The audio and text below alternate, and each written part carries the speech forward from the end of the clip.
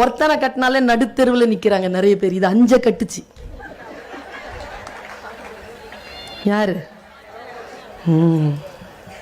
பாஞ்சாலி, பாஞ்சால நாட்டின் அரசி, அதனால் பாஞ்சாலி. துரோபதனுடைய மகள், அதனால் திரௌபதி. அவ யாகத்தில் பிறந்தவள், பேரழகி, கருப்பழகி, அதனால் அவளுக்கு கிருஷ்ணை என்பது அவள் இயற்பெயர். அந்த கிருஷ்ணை அப்படிங்கிற பெண்ணுடைய வாழ்க்கையில நடந்த மிக முக்கியமான காலகட்டத்தை மட்டும் சொல்லிட்டு போற. எது மந்திர சொல்? பெண்ணரங்கம் என்பதனால் பெண் தொடர்பாக சிந்தனை ஓடிக்கொண்டிருக்கிறது. இளைஞர் அரங்கத்தை வைத்து அழையுங்கள், அந்த மந்திர சொற்களை தனியாக சொல்கிறேன். நின்றுட்டு இருக்கிறாங்க. அவளுக்கு அன்னைக்கு மாத விடாய்ங்க, ஆங்கிலத்தில் மென்சுலேஷன் பீரியட் என்று சொல்வார். அவ வீட்டுல தனியா இருக்கிறா, அவ அரண்மனையில இருக்கிறா. இங்க சூது நடக்குது, தெரியும் தானே உங்களுக்கு? அந்த கதை தெரியும் தானே? சூது யார் ஆனது? யார் ஆனதுங்க? தருமன் ஆனாங்க சூது. எங்க அம்மா 3 நாளைக்கு முன்னால நான் காலேஜ் கிளம்பும் போது ஒரு விஷயம் சொல்லுது. கிருஷ்ணன் செஞ்ச வேலை தெரியுமா உனக்கு? என்ன செஞ்சா? தர்மம் பக்கத்துல தான் நின்னா, சரி, ஆனா ஒரு வேலை செய்யல அவன். என்ன? குடிச்சா வாழ்க்கையில 25% குடும்பத்துக்கு கேடு, போதை 50% கேடு, சூது 100% கேடு. எங்க அம்மா சொன்னது சரி. சூதுக்கு இறைவன், நீ நீதிமானாக இருந்தாலும் நீ சூதாடினால் இறைவன் உனக்காக ஆயுதங்களை தூக்க மாட்டார். அம்மா சொன்ன விஷயங்க அது. சூதாடுறாங்க, இருபகடை, எல்லாரையும் எல்லாரும் விற்கிறாங்க. அர்ஜுனன், சகாதேவன், நகுல, பீமன், எல்லாரும். கடைசியா இருபகடை யார வச்சாங்க? யார வச்சாங்க? வச்சிட்டாங்க. நேரா சொல்றான் துரியோதனை போய் கூட்டு வான்னு. தேரோட்டி போறான். இதாங்க காட்சி, இதை சொல்லிட்டு நான் போறேன். இதான் காட்சி. அம்மா சபைக்கு அழைக்கிறார்கள். நல்ல பெண்கள் தெரிஞ்சுக்கோங்க, கிரைசிஸ் வரும் பொழுது, சூழல்கள் தடுமாறுகின்ற பொழுது, அவசர காலகட்டங்கள் வருகின்ற பொழுது நிதானமாக களமாடுங்கள். சூழல் வருகின்ற பொழுது நீங்கள் வெளிப்படுகிறீர்கள், அதுதான் உங்க கேரக்டர். திரௌபதி கிட்ட இருந்த கேரக்டர் பயங்கர சைலண்ட். அவ குறிப்பு சொல்றேன், அவளால 5 பேர்கிட்ட சண்டை வந்ததே இல்லை. மகாபாரதம் சொல்லவே இல்லை, ஒருத்தனுக்கு ஒருத்தன் சண்டை வந்ததே இல்லை. அவ ஒரு மாதிரி சமாதானமான ஒரு பெண். அந்த சமாதானமான பெண்ணிடத்தில் வந்து சொல்லப்படுது, அவ மலை ஏறும் பொழுது கீழே விழுந்து செத்ததை குறிக்கிறாங்க பெரியவங்க. எப்படி தெரியுமா? வித்தா ஐயோ அம்மான்னு விழல, நகுலன் கூட ஐயோ அம்மான்னு விழுந்தான். சகாதேவன் ஓனே கத்திக்கிட்டு தான் விழுந்தான், மலையில இருந்து கீழே விழுந்து சாகும்போது. கடைசியா சொர்க்கத்துக்கு போறதுக்கு முன்னால திரௌபதி மட்டும் அசைவில்லாமல் அப்படியே செத்து போனதா சொல்லுது. அவ சாகும்போது கூட பதட்டம் இல்லாத ஆளுங்க அவ. அதான் அவ கேரக்டர். அவகிட்ட வந்து சொல்றாங்க, அம்மா உன்னை கூப்பிட்டாங்க. நாமளா இருந்தா என்ன சொல்லியிருப்போம்? எங்க, எதுக்கு, உன்னை வச்சு தோத்துட்டாங்க, ஐயோயோ என்ன வச்சு அப்படின்னு ஒப்பாள். அவ கேட்டா என்ன நடந்துச்சு? அம்மா உன்னை வச்சு தோத்துட்டாங்க, போய் சொல்லு, நான் வரக்கூடிய சூழல்ல இல்லை, நான் மாதவிடாயில் இருக்கிறேன், சபைக்கு வர முடியாது, போய் சொல்லு. இல்லைம்மா கூட்டு வர சொல்கிறேன். சரி, போய் ஒரு விஷயத்தை விசாரிச்சுட்டு வரியா? என்னம்மா?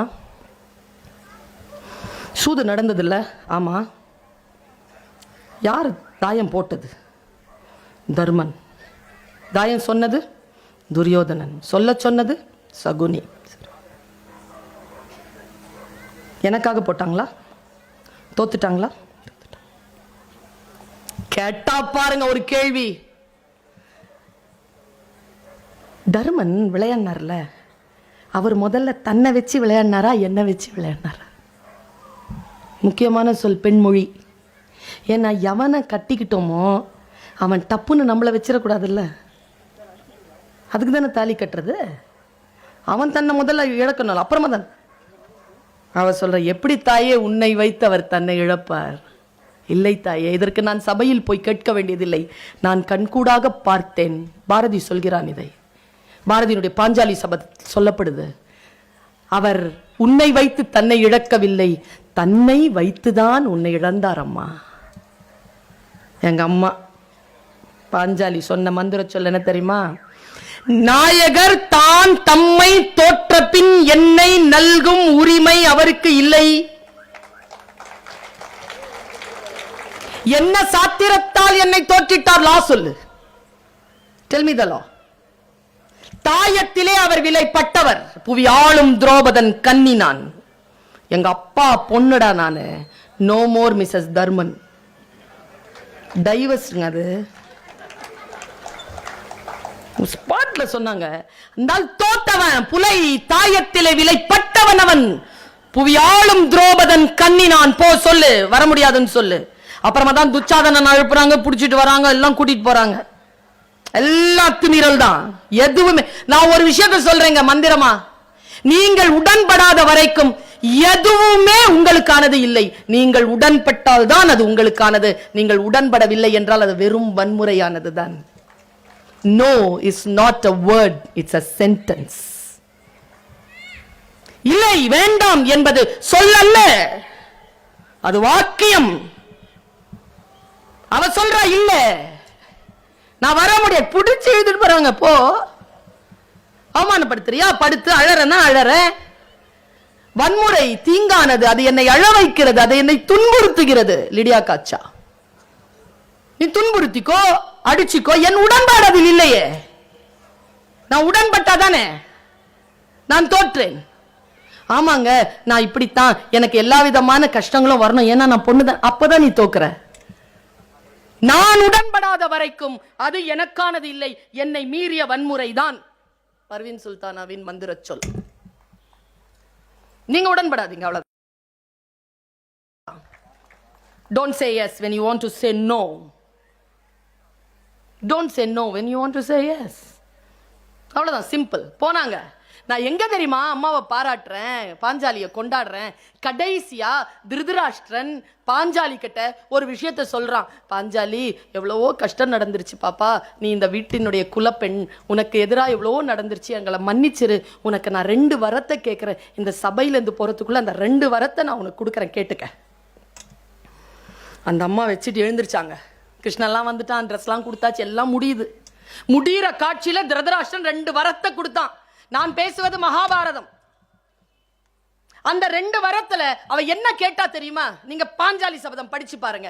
அவ கேக்குறா, ஒரு வரத்தினால் என் தாய் நாடு எனக்கு திரும்ப கிடைக்க வேண்டும். 2வது வரம், இந்த 5 பேர் விடுதலை வேணும். 5 பேருடைய விடுதலை கேட்டாங்க. தந்தேன் தந்தேன்னு சொன்ன திருதராஷ்டிரன் வினயமாக தலையில் அடித்து கொண்டு அழுதான். தாயே, உன்னுடைய விடுதலை நீ கேட்கவே இல்லையே தாயே, நீ அடிமையாகவே இருந்து விட்டாயே என்று வினயமாக சொன்ன திருதராஷ்டிரனை பார்த்து திரௌபதி சொன்ன மந்திர சொல், நான் அடிமையே இல்லைங்கிறேன், எனக்கு யாரா விடுதலை கொடுக்க முடியும்? நானே ஏத்துக்கலையே, எனக்கு என்ன நீ விடுதலை தர? இந்த 5 பேர் தான் தோத்தவனுங்க. நான் உன்னிடத்தில் தோற்கவில்லை. என் கணவன் கூட என்னை வைத்து ஆடுவதற்கான தகுதி சட்டப்படி அவனுக்கு இல்லை. நான் சுதந்திரமானவள் என்று சொன்னதனால் தான் பாஞ்சாலி அம்மனாக, திரௌபதி அம்மனாக இன்றைக்கும் வழிபடப்பட்டு கொண்டிருக்கிறாள்.